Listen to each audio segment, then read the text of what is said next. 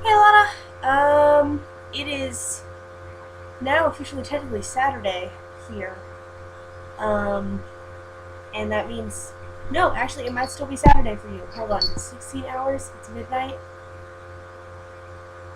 One, two, actually it's one here, so 2, 3, 4, 7, 8, 9, 10,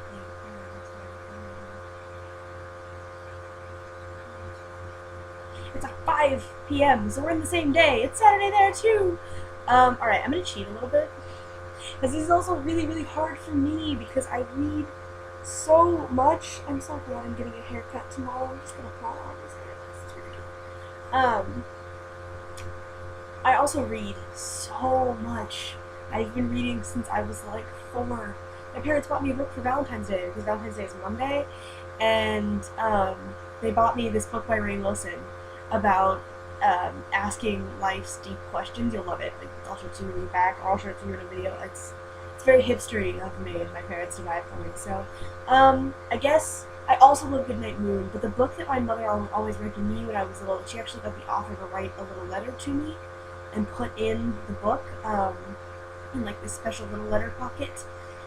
Is this book? I don't remember what it's called, but we have it somewhere, and it's about this balloon and like a bear and a child, and the balloon gets lost. Like, I think the little bear owns the balloon. I don't remember. I think the little bear owns the balloon. And the balloon gets lost, and it goes on this adventure, and it sees the world, until finally one day it makes it back home. And when it gets home, it has this little letter attached to it, and that was the little letter from the author to me saying like to follow your dreams and stuff. And I love this book. I've been reading it to me obsessively. So next, and I couldn't find my copy, and I'm having a bit of a panic attack because I can't find my copy. I took it to work to read, and I know I brought it back, and I don't know where it is. But I also have to clean. It's probably my floor somewhere.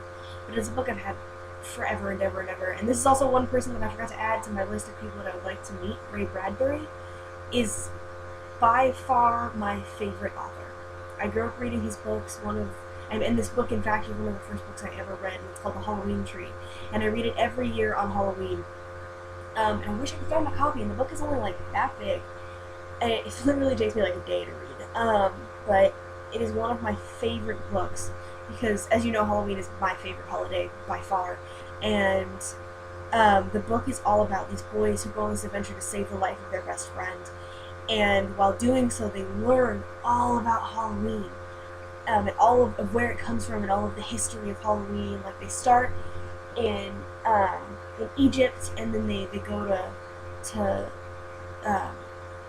England and like Ireland. They learn about Gaelic traditions and what happens in London and all these spirits that come and like attack people. And then they end up in Dia de los Muertos, which I want to go to so bad it's not even funny. So I love this book, and I love Ray Bradbury.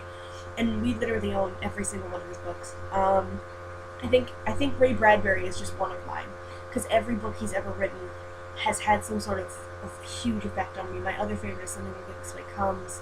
Oh God, I never remember the name of it. But the little girl who lives on Venus and every day is rain.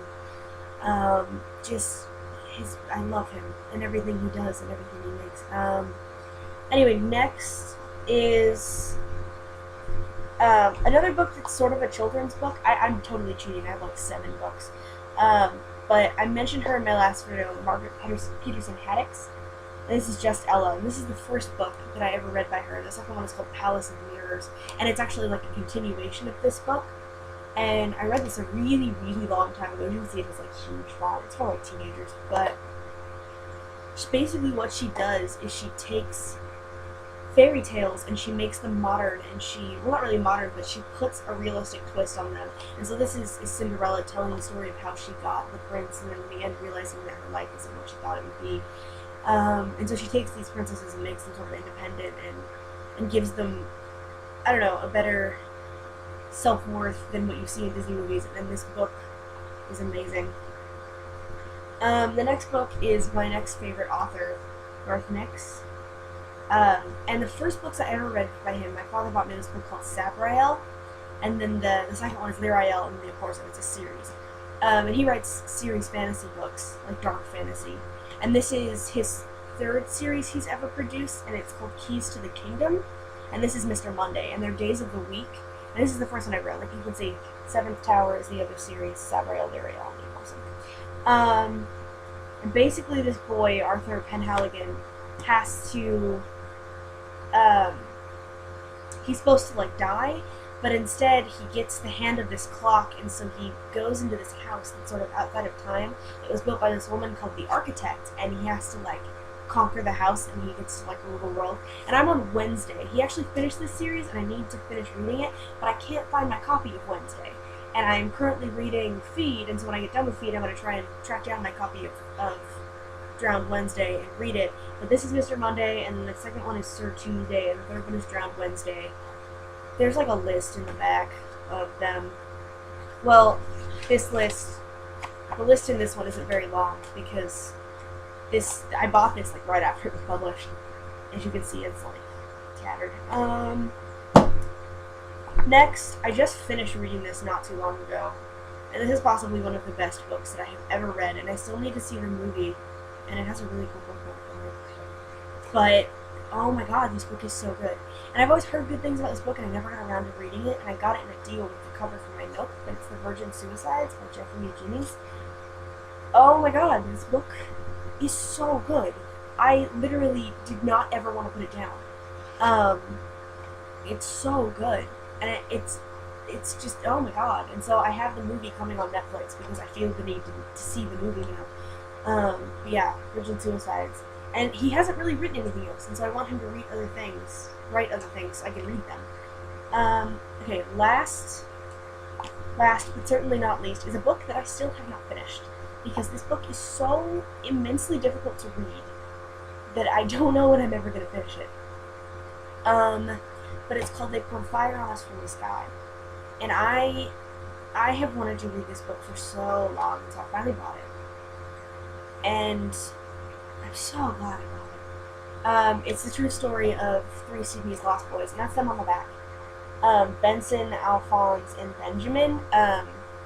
This is Benson, this is Alphonse, and this is Benjamin. These 2 are brothers, and this is their cousin. And basically in the actually I can read you the back. Across Sudan between 1987 and 1989, tens of thousands of young boys took flight from the massacres of Sudan's civil war. They became known as Lost Boys. And basically they walked from Sudan to Ethiopia, trying to escape Arab rebels who were burning their towns and stuff down. And I'm only halfway through it, as you can see. Because it's literally, they're literally just telling you their stories. Each of them writes a little short story in all of them, and then it sort of trades out between each boys and picks up where they left off in their story. And the woman who adopted them when they came to America had the idea for them to write this so they could pay to go to college. And oh my god, it is so hard to read because it's so heartbreaking. There are literally points in this book where I have to stop reading it because I will like have a breakdown because it's so sad. It's so sad, but so empowering at the same time. And so, read this book. Anybody who's watching this, read this book. It's beautiful. Okay, manga. Okay, I'm gonna do this as quickly. Oh wait, I lied. I have another book. Elie Wiesel's Night, because you know I'm obsessed with the Holocaust and World War II, and this book means more to me than life. I've actually taught the sophomore English class this book when I was in high school, because when I was a senior, because my theater teacher was a CA, and so he made me teach them this book because they were reading it, and all the sophomores in my high school had to read this book. But so much of me in this book get along, because it's very similar to what my great-grandfather went through, and I mean, God, it's just, I love this book. I don't have time to do my manga. I have like 30 seconds. Basically, Cafe Kichi Joji Day, which I can't find the first copy to. Legal Drug, which somebody poured the coffee on. Cowboy Bebop. Have the first 2 Ranmas in Japanese that my best friend bought me because Ranma 1/2 is my favorite series. And I can't find my Love Hina anywhere, but that is my last one. Sorry this is so long, but I love books. I love books. Books make me happy. Alright. Night, Alanna. I'm gonna watch Fringe because I got it on Netflix. Fringe.